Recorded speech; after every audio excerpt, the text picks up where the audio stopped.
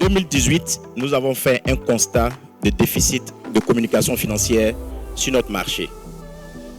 En effet, la majeure partie des sociétés cotées sur notre marché se contentaient uniquement de publier leurs résultats de fin d'année, laissant sur leur fin leurs investisseurs.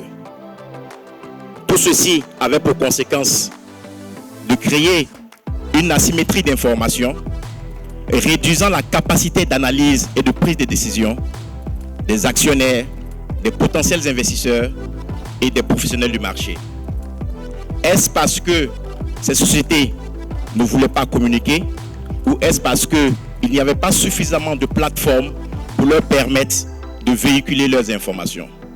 Sika Finance, structure d'information financière créée en 2018, a décidé de jouer sa partition en venant avec de nouveaux instruments de communication financière.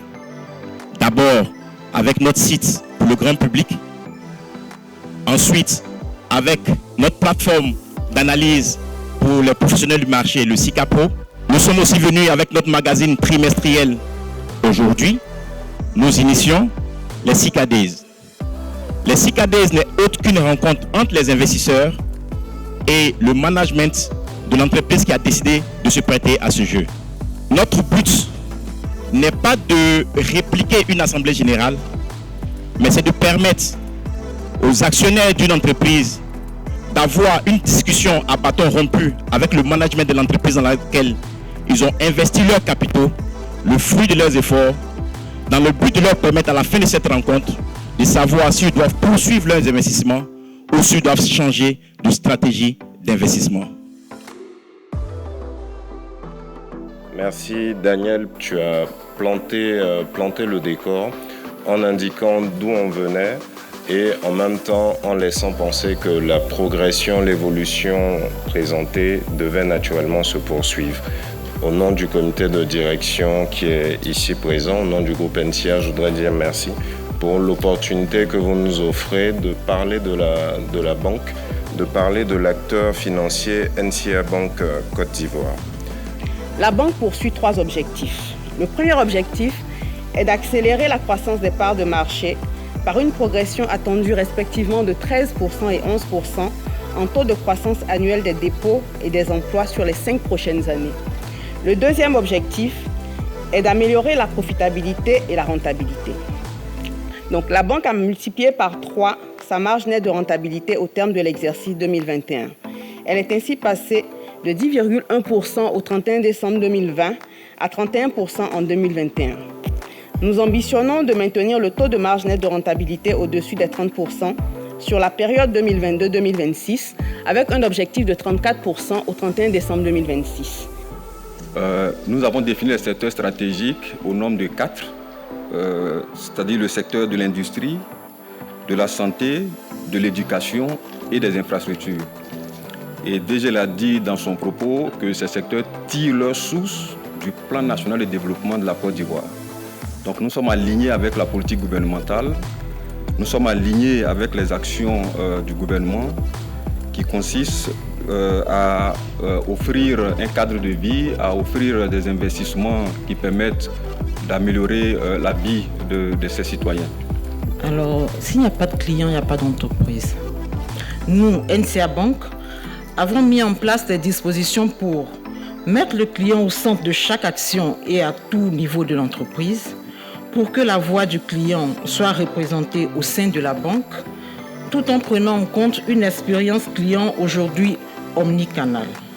Chez NCA Banque Côte d'Ivoire, être une entreprise engagée et citoyenne, c'est être acteur d'une économie durable, être un employeur responsable, mettre la responsabilité au cœur de nos partenariats et enfin, être une entreprise engagée dans sa communauté. NCA Banque Côte d'Ivoire veille à participer au développement économique et au bien-être des populations dans lesquelles ces agences sont implantées. Enfin, nous allons rafraîchir l'identité visuelle en adoptant la charte graphique du groupe pour renforcer cette image de marque panafricaine dotée d'une expérience solide et d'un savoir-faire.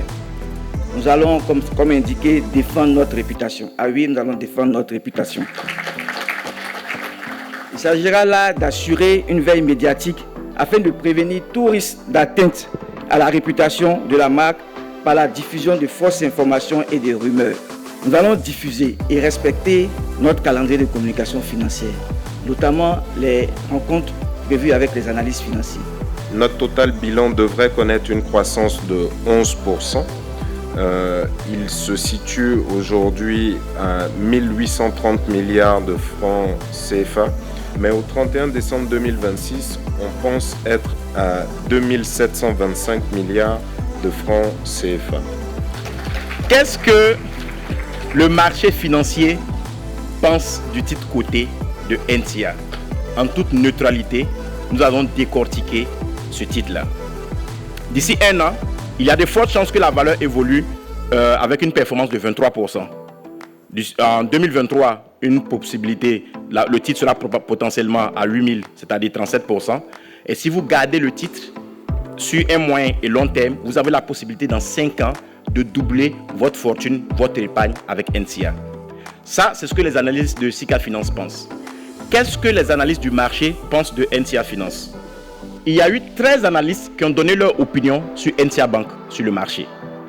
De ces 13 analystes, 6 recommandent d'acheter le titre NCA. Un analyste propose de renforcer, si vous aviez déjà le titre dans votre portefeuille, il propose de renforcer ce titre-là. 3 analystes proposent de conserver ce titre si vous l'avez déjà. Il y a un seul qui recommande d'alléger. C'est-à-dire si vous avez le titre, il demande de commencer à le vendre progressivement. Donc, dans la moyenne des analystes, tout le monde propose soit de garder NCA, soit d'acheter la valeur NCA. Et dans leur objectif de coût moyen, d'ici un an, potentiellement, le titre NCA va atteindre 6 541 francs, soit un potentiel de 14,75%.